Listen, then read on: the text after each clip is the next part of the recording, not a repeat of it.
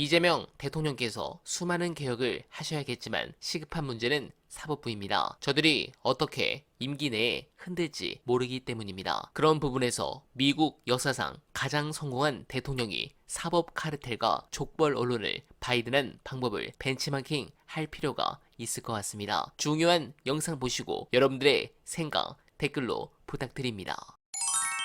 루즈벨트 대통령은 수십 개의 개혁 정책을 사회보장 정책을 얘기했는데 이걸 막 보수 언론과 기득권 언론들이 드디어 발강이 대통령 탄생했다. 미국도 소련같이 된다. 막 난리가 난 거예요. 난리나. 예. 그러면 루즈벨트 좀 좋아했던 사람들도 아 이거는 좀 너무 과격한가 이렇게 된다고. 그래서 루즈벨트 대통령이 첫 임기 4년 동안요.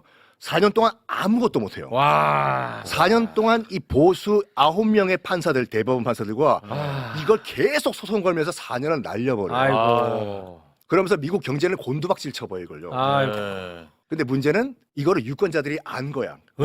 왜냐면 자기들이 체감을 하니까 경제가 점점점 나빠지니까. 그래가지고 루즈벨트 대통령이 그 묘안을 찾아냈어요. 내가 이런 보수 족벌 언론 카르텔 내가 우회 통과할 수 있는 방법을 찾아냈다. 라디오. 그때 막 보금 때던 라디오. 라디오를 통해서 줄의 연설을 통해 가지고 직접 얘기해요. 이렇게요. 국민 여러분, 저 미국 대통령 루즈벨트입니다. 지금 여러분들이 보고 있는 신문, 라디오, 뉴스 믿지 마십시오. 지금부터 제가 하는 말이 진짜입니다. 지금 제가 이런 시도를 하고 있는데 여러분들이 알고 있는 족벌 언론들과 이런 기득권 카르텔이 다 막고 있습니다. 나는 정말 이런 시도를 하고 있습니다라고 국민과 직접 소통을 해요. 유튜브로 소통을 한 것 같이. 이게 마음이 통했어요. 그래서 다음 선거 때 압도적인 표차로 재선에 성공을 해요. 야, 그거 참 기적 같다 그거는. 성공하자마자 뭐 했냐? 첫 번째로 이 9명의 대법원 판사들 날리진 않아요. 판사 여러분들, 괜찮아. 당신들 해고 안 해요. 제가 대통령이 가진 권한으로 법을 좀 바꾸려고 합니다. 어떻게 법을 바꾸냐면, 만약에 대법원 판사, 미국은 대법원 판사가 종신형이거든요. 죽을 때까지예요. 할배들, 지금 보수 대법원 판사들 당신들, 나이 70이 넘으면 내가 젊은 대법원 판사 또 임명을 하겠다고. 내가 대통령 권한으로서 대법원 판사를 젊은 사람을 내가 임명하겠다. 이랬더니 9명의 판사가 난리가 난 거예요. 네가 뭔데 대법원 판사를 또 임명을 한다는 거야. 그때 명언을 합니다. 프랭클린 루즈벨트가. 미합중국 헌법에 대법관 숫자가 9명이야 돼야 된다는 법은 없다. 그 말은 내가 늘릴 수 있다 이거예요. 늘린다고. 숫자를 그러니까 내 사람을 심는다 이거죠. 그러니까 죽을 때까지 하십시오. 9명 너희들은. 그런데 내 대통령 권한으로서 새로운 판사를 임명해서 집어넣겠다. 그 판사들은 9명에서 10명을 11명을 늘린단 말인가? 그거는 말도 안 된다 하니까 미국 헌법에 대법원 판사가 9명이 된다는 법이 어디 있습니까? 늘리겠다. 이 말을 해요. 그리고 또 이 말을 던져요. 만약에 당신들 9명의 이 보수 판사들 은퇴를 한다고 하면은 연금은 내가 2배로 올려드리겠다. 연맥이는 거야, 자존심을. 여기서 지그들끼리 회의를 했겠지. 해가지고 결국에는, 그러니까 루즈벨트가 굉장히 머리 잘 썼어요. 9명의 판사는 그대로 놔두고 밥그릇을 건드린 거야.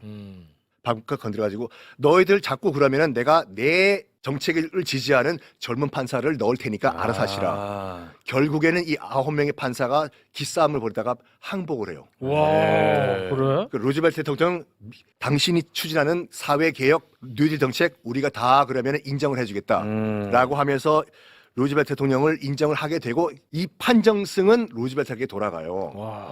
자, 결론은 뭐냐면 지금 그 루즈벨트 대통령이 이제 임기 끝난 다음에 이렇게 결론을 내려요. 이 사법 카르텔 대법원 판사들은 나라가 망하든 안 망하든 아무 관심이 없다.